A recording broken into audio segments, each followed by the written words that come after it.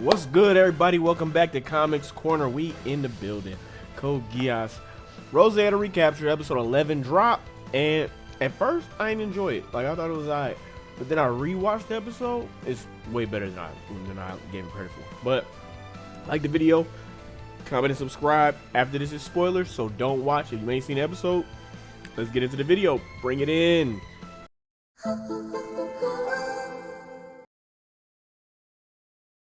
Alright, so we open up the episode with the aftermath of when Norland got in a nightmare. Went outside. Roze was gonna follow him, but I think something blew up. Norland blew something up, and so Ash was the only one there. And Ash decides, I'm gonna stop him. And he get in the nightmare, get ready to go, and then Norland's like, I'm not staying down here. And so he activates this big old fortress. And it's not really that big now that I'm thinking about it. But he activated a big old fortress, and Ash clamps onto it in his nightmare. And in the last seconds of, because I can't let Norland escape, right? Roze can't catch up, and that's where the episode decides to start off. Like, that's the idea is Ash is about to go fight Norland, and Roze has to find a way to get to them. After this, there's a scene. You remember old boy who got attacked by a robot last episode with no protection? He didn't have nothing to protect himself. He couldn't do anything. He's alive. I don't know how. I don't understand how he's alive, but he is alive and kicking, and he bleeding, but he alive. And before he gets killed by the robot in question, he sends the information about these nightmares. They're not really nightmares, are they? And well, he sends the information about those robots and the nightmare that they've been working on to the Black Knights. So the Black Knights get the information. We find out it's called Lokis. They're all called Lokis, and the Falbout is obviously what Norland is using, and the Falbout controls the Loki all over the world, right? This is just important because this man should have been dead. I don't understand, but like, I guess what it does is it allows them a fighting chance, and it gives them a means by which they can know what it really is that the Loki are being used for. You know what I mean?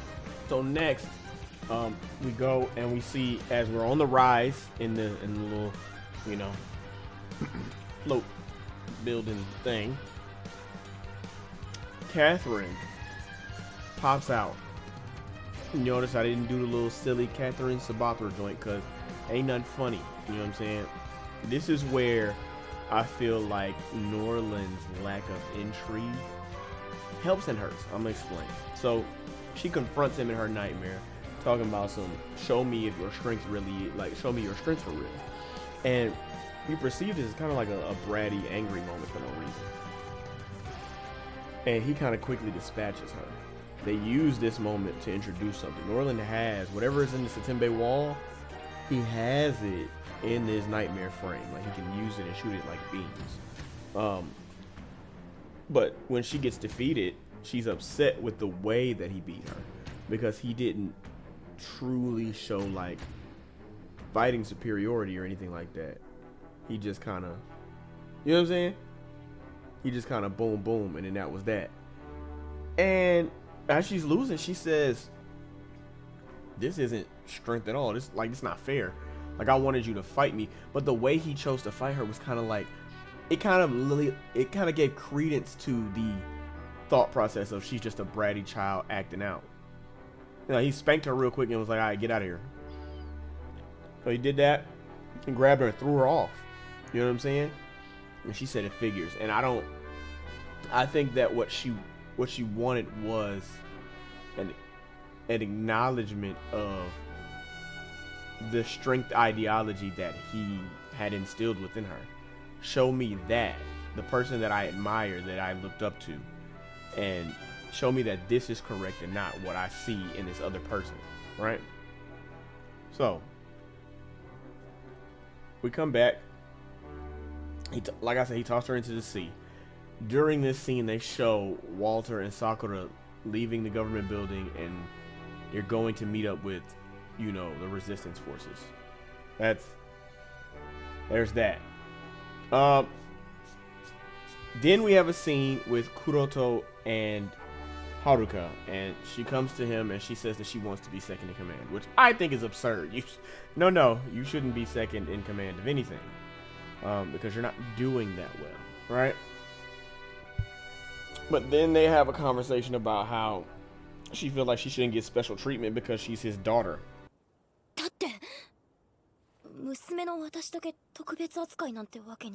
And I said, hold on, that's your daughter? Why are we just now finding this out?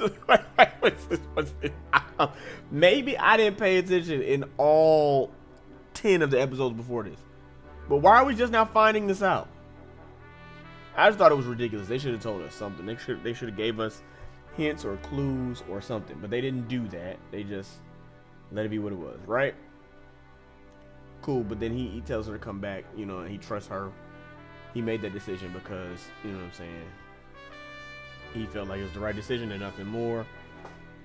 Whatever. So she becomes second in command. Meanwhile, we go back to the little scene, and guess what? Ash is still it's dark, and Ash is climbing. It was dark when Catherine came out, but Ash is climbing on the side of still climbing on the side of the building. Rose gets into Artemis and is like, okay, I'm on the way, right? But then that's when the boy Norland says, I don't want nobody up here. And so he uses something to make the wall, the Satimbe wall, like the barrier that's around it, expand farther out. I don't know exactly the parameters, but it was pretty big. This stopped Rose from being able to fly up and meet Ash in the air, and it stopped a lot of other Nightmare frames and pilots from being able to do much of anything. So now they have another obstacle, which is the Satimbe wall barrier. They need to get rid of it, and Rose has this moment where she has to think through what she can do, and it just made me think of Lelouch. Like it was a perfectly scripted Lelouch moment. Like there was nothing about it that screamed any originality at all. It was like, this is Lelouch, like the way she's thinking this through. And what she ended up coming up with is that there's a way that somebody might know something.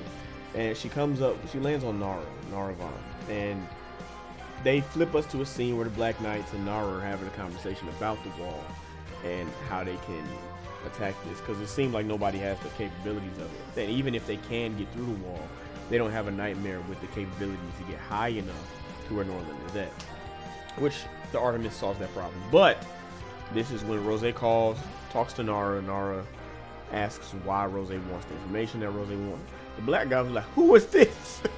I thought that was funny. He was like, who is this? But then Nara gives the information necessary to access what I believe is a computer in the government building. So Rose goes there and it gets trapped because she don't have DNA. What I thought was going to happen was, because it was asking for Norland's DNA, I thought that she was going to use herself because of grandfather, right?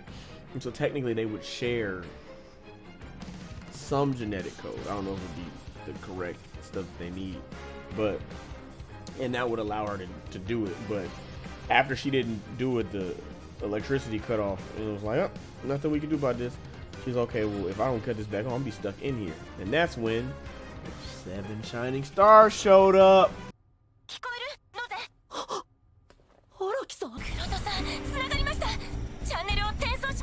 飛行生団間もなくそちらに到着する。 So yeah, Kuroto and the rest of the 7 shining stars pull up, and they're like, hey, we're going to help you get through this because we're not gonna let you just fail. So they start fighting the Loki that are outside all over the government building area. This part was my favorite part because for the entirety of this series, it felt like the 7 shining stars were kind of like an afterthought, and I wish that they had built them up properly throughout the rest of the series so that this moment hit even harder. But I enjoyed seeing them feel capable. You know what I mean? They felt capable throughout this whole exchange. There were some moments where The Loki were getting the best of some people, and Haruka wanted to go back and save him, but Monabe told her, "Hey, bro, look. Sometimes as a leader, you got to keep going forward when stuff like this is happening. Sometimes it's just kind of what it is, right? Not all the time, obviously, but sometimes." So she elects to continue moving forward, kind of like teaching her in the process, right? Because Monabe has kind of been the second in command up until now. And then they get to this one part where somebody gotta go jump into this hole full of full of Loki and blow up them bombs that they got. And Monabe says, "It's my time to shine." And he shoot the little nightmare joints. What I like his sword. His sword is fire. But we're gonna get back to that. He shoots the little nightmare joint, jumps over, draws the Loki to him, places the bombs, and he waits for them to crawl up there. They all jump him because for some reason these robots are idiots. And he blows himself to Kingdom Come. 黒田さん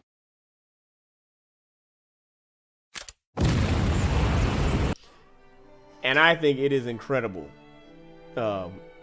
Monabe earned my respect because earlier I ain't know his name. I just remember him as the "You've done it now, bitch." I just know him as that. But he earned my respect in this one. So because of his sacrifice, they were able to go down into the little hole, get the electricity going to allow Roze to overload the power on the barrier, which shut it off, which apparently Norland thought was gonna happen anyway. He just needed to give himself some time. But anyway, when they get ready to come out, they're like, "Oh no, the Loki is still coming." They, you know what I'm saying, they're getting ready to light them up, and they get saved. Guess who saves them? 我々も火星つかまつる Shout out to Walter and Sakura. They pull up. Sakura claiming to be Sakura. It says, "Yep, so we declaring war on Norland. We're not playing with that man no more. So do what y'all got to do. We're gonna back up the Black Knights and the Seven Shining Stars." She didn't say the Black Knights part, but same thing at this point, right? Then, and this is when it gets spicy. After all episode, Ash finally climbed to the top of this thing, and he is about to duke it out with the one and only Norlando, right? They start talking to little Cash. Norland said, "You can't win," all that goofy stuff, and they begin to box. And I'm thinking it's gonna be mid because last time Norland fought, he just kind of like tossed her to the side. But I like this nightmare fight actually. Ash is trying to do his little sneak behind him move. Norland is like, "Bro, I know your moves because I know the guy that taught him. I'm familiar with all of this. Also, I thought we wasn't really gonna fight. You trying to delay the inevitable? It's fine. I'll get with you." And so he starts moving, and so they're like schmoving against each other. And Norland hit him with like a back up. I thought it was cold. I was like, okay, that's nice. He knocks Ash through the window. Also, remind you that the threat of the Satimbe energy joints is happening, but Ash is like, if I can just hit him. And so he starts swerving around, and he gets in his face. And he's like, okay, surely it's no beams on his face, right? There's one on his chest, apparently. Then he turned his head around, and there's one on his face. Shot him with the beams. Nightmare sees up, and he got on some wings. Got some wings on the Nightmare. Go take him up high. He say, "Your service is no longer required," which has been his catchphrase. And then he just drop him. He just drops him, and you just gonna fall. And that's just what it is. Now, at this point, since his nightmare don't work, Rose's like, "Hey Ash, what's the situation?" Ash. Oh no! And that's when the episode ends. This episode was cool, man. I feel like if they had created a much more interesting character in Norland, then the Catherine moment would actually stand out more, and it would be a little bit better of a moment. That's just how I feel. But you know, it is what it is. I feel like the Seven Shining Stars showing that they could complete an operation, and this operation had nothing to do with Rose's planning. I think that was really big. It was just them going in and being who they claimed to be. You know what I mean? And I thought that was fire. Hopefully next episode, we both know that Ash and Catherine aren't dead. Catherine, they didn't show Catherine die. She's going to come back and do something. I don't know what. She's going to do something in this episode. She already did what I had predicted, which is confronting Norman. And so now, she'll probably be the cause of them winning in some weird way. She'll probably do something. And then the Artemis is going to combine to be, it's going to be big. The two nightmares gonna combine again, and then we're gonna get a fight between that and Norland's Fallout. And I guess there's no room for, you know what I'm saying, Colin Koski. But you know, it is what it is. I like this episode. Let me know what you guys think about this episode. Let me know if you guys have any thoughts. We're going into the last episode, so I want to say right now, something else has to get covered on the channel. So you guys should start suggesting things in the comments when you watch these videos. Just let me know in the comments if you made it this far, what other series you might want me to check out and review. It doesn't have to be new. It could be something old. But let's get it going. Thank y'all so much for watching. If you made it this far, I'll talk to you guys next week when we review the last episode. Till then.